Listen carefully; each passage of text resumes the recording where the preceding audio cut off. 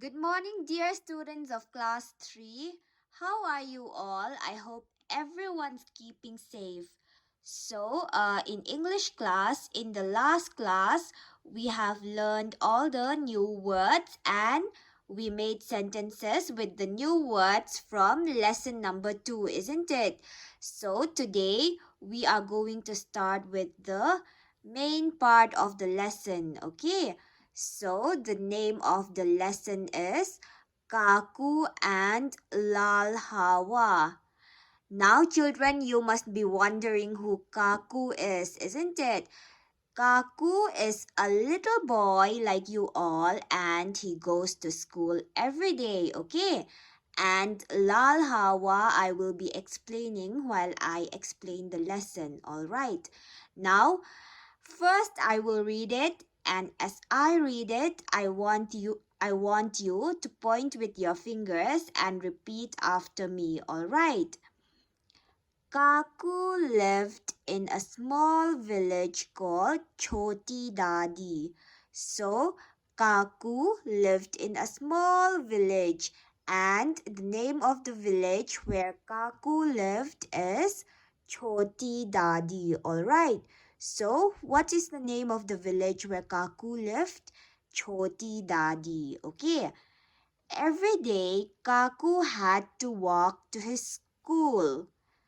He loved the long walk to school because he had made a new friend on his way. So Kaku walked to his school every day, okay? He did not go by bus, he did not go by van, he did not go by scooty. He walked to his school every day, okay? So how did Kaku go to school? Kaku walked to his school every day and he loved the long walk to school. Why? Because he had made a new friend on his way, okay? Now, why did Kaku loved the long walk to his school? Because he had made a new friend on his way. No one knew why he loved walking past the green paddy fields, the village lake, and the old ground to reach school. So, no one knew why he loved walking past the green paddy fields, as we've already learned that paddy fields is a field where rice is grown, isn't it? So no one knew why he loved walking past the green paddy fields, the village lake, and the old ground to reach school, okay? No one knew why he loved walking to school. No one knew Kaku's little big secret on the way to school, not even Amma. So, not even his mother knew about his secret. Not even his mother, not even Kaku's mother knew why Kaku loved walking to school, alright? Every morning, Kaku would be ready in his school uniform.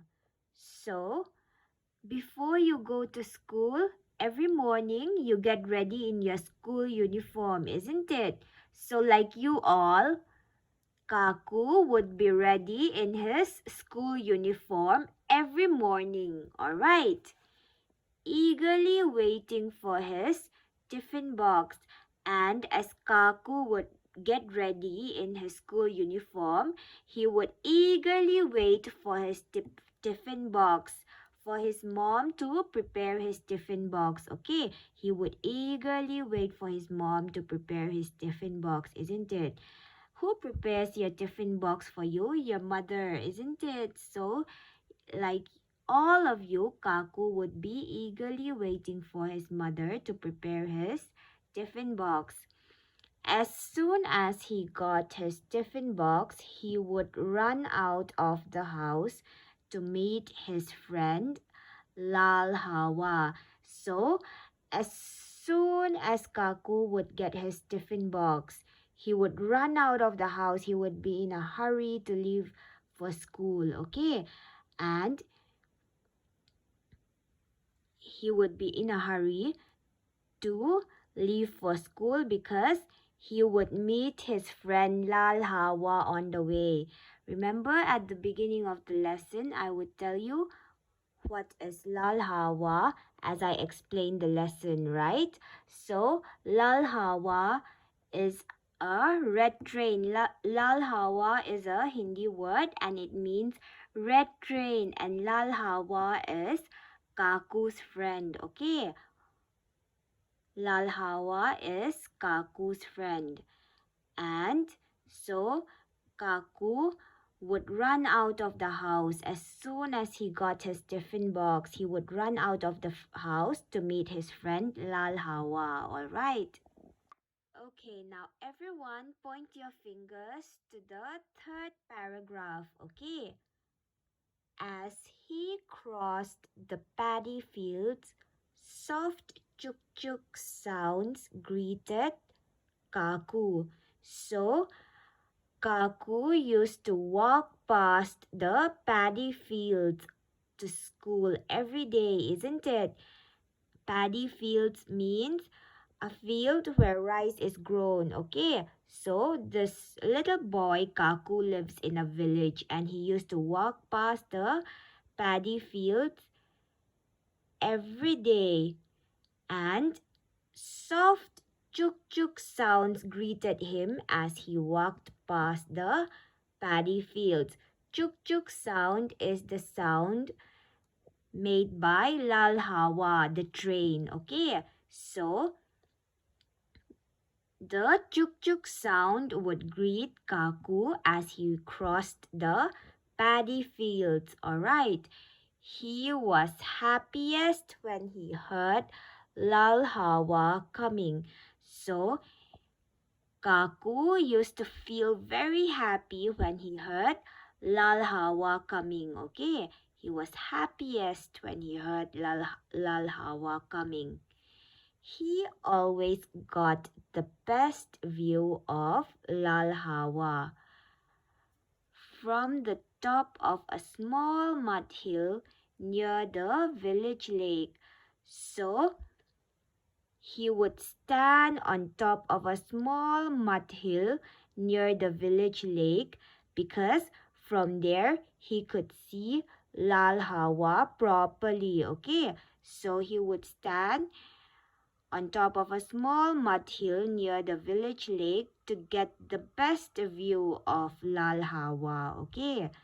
So that he could get the best view of Lal Hawa, Kaku would stand from the top of a small mud hill near the village lake, okay?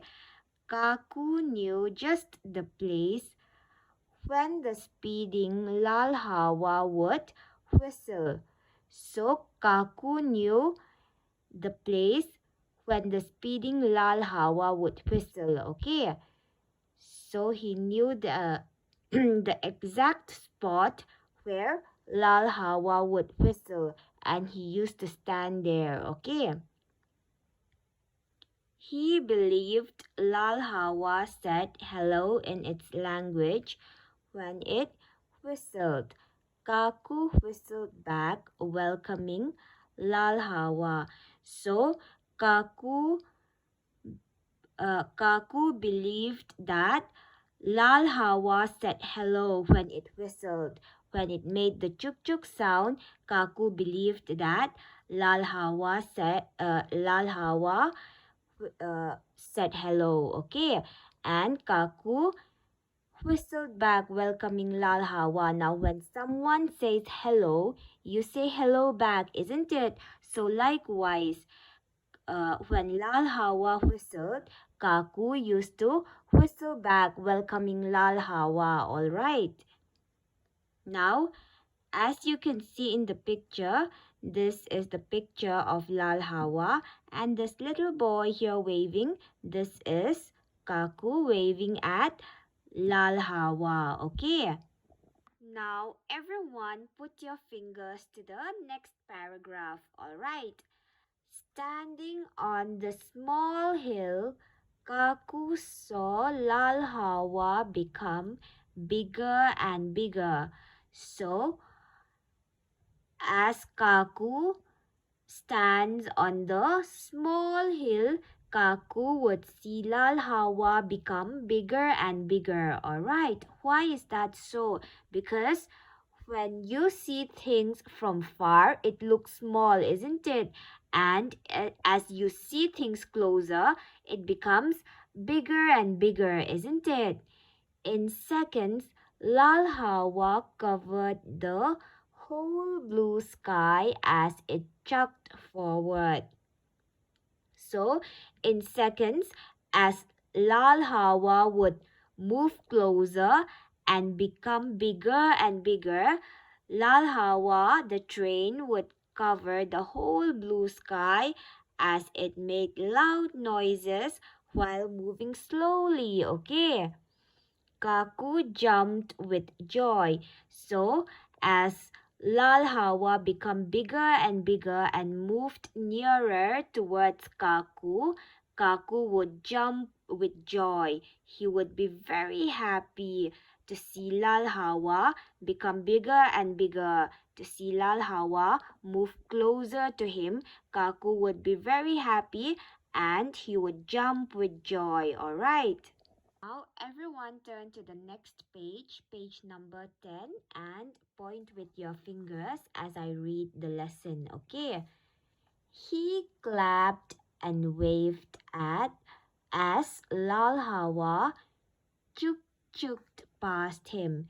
So Kaku clapped and waved as Lal Hawa moved past him. Okay, he was very happy to see Lal Hawa, so he clapped and waved at Lal Hawa as Lal Hawa moved past him. As his eyes followed its magical wheels, he saw small hands waving to him. So as Kaku's eyes saw the magical wheels of Lal Hawa, he saw small hands waving to him. He saw passengers waving at him. Okay, so he saw the small hands of the passengers sitting inside the train, sitting inside Lal Hawa, waving at him. Okay, he ran along with Lal Hawa, waving back at the small hands. And as he saw the passengers, as he saw the small hands waving at him, Kaku ran along with Lal Hawa and he is waving back at the passengers as they are waving at him. Kaku is waving back at the passengers and he ran along with Lal Hawa. Alright. Kaku loved meeting Lal Hawa every day. So Kaku, he loved meeting Lal Hawa every day, and that is why he is very excited to go to school. He's very eager to go to school in the morning because he loved meeting Lal Hawa every day. He liked its red paint, its fast moving wheels, and the chuk chuk sound it made as he moved. So, what did Kaku like about Lal Hawa? Kaku liked its red paint, its fast moving wheels, and the chuk chuk sound it made, isn't it? So, these are the things that Kaku liked about Lal Hawa, alright? Every night, he prayed for Lal Hawa to stop at his village just once. So, Kaku would pray to God every night for Lal Hawa to stop at his village just once. He would pray to God and he would say, "Oh God, please let Lal Hawa stop at our village just once." That was his wish. Okay, what was Kaku's wish? Kaku wished that Lal Hawa would stop at his village just once. Alright, so children, we will stop here for today. Okay, we will stop the lesson for today and I want you to read the lesson once, twice. Okay, everyone should read the lesson till here so that it will improve your reading skills. Okay, I want you to improve your reading skills. So I want you to read the lesson. Okay, once, twice, more than twice is also good. Okay, everyone should read the lesson. Now, for your homework, I want everyone to turn to page 13. A. Tick the correct articles in these paragraphs. You can do this in your textbook itself, okay? So, you are going to read this paragraph and you are going to tick the correct articles, okay? Now, what are articles? We have already learned that articles are a and the, isn't it? And we use a before a consonant, isn't it? For example, a village. And we use an before a vowel, isn't it? For example, an old ground. And we use the to refer to a specific noun, a particular noun. Okay, we use the to refer to a particular noun. For example, the lake. Okay, when you say the lake, you are referring to a particular lake. Okay, and that is why you use the lake. You say the lake. Okay, now let's look at the paragraph. All right. I'm Aditya. I'm in class 3. My father is a or an engineer. An, isn't it? Because E is a vowel. So, an is already ticked for you. He builds machines and engines. He works in a or the factory. He works in a factory, isn't it? Now, when he is not referring to a particular factory, so you will take a. My mother is a or an architect. A is a vowel, so you will tick an. My mother is an architect, isn't it? So I want you to do the rest of the exercise by yourself. Read the paragraph and tick the correct articles. Okay. Next is B. Complete the list by adding S to the words if they can be counted. Put a cross against the others. Now you are going to look at these words and you are going to add S if they are the names of things which we can count one by one, okay? And if you cannot count one by one, you are going to put a cross sign against that word, okay? So the first one, animal, you can count animal, isn't it? So you will add an S, animals. The second one, wildlife. You cannot count wildlife, isn't it? So you will put a cross sign here. The third one, cotton.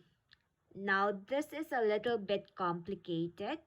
Cotton can be a countable noun or an uncountable noun, all right?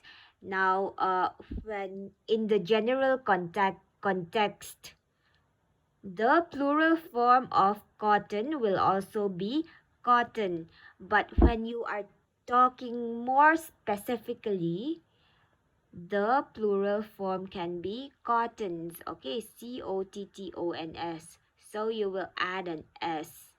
Next is peacock. Can you count peacock? Yes, of course you can count peacock. You will add an S. Okay. Next is fun. No, you cannot count fun. So you will put an X next to fun. And I want you to do the rest of the exercise by yourself. Do it carefully and write it nicely, okay? Next is C, page number 14. Complete these sentences with suitable words from the box.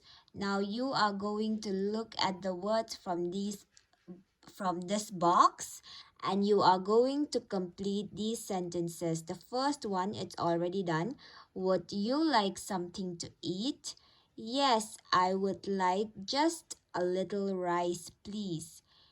Now, number 2, you look very thirsty. I haven't had any water since morning. Any, isn't it? Now, number 3, do you think we will catch the flight?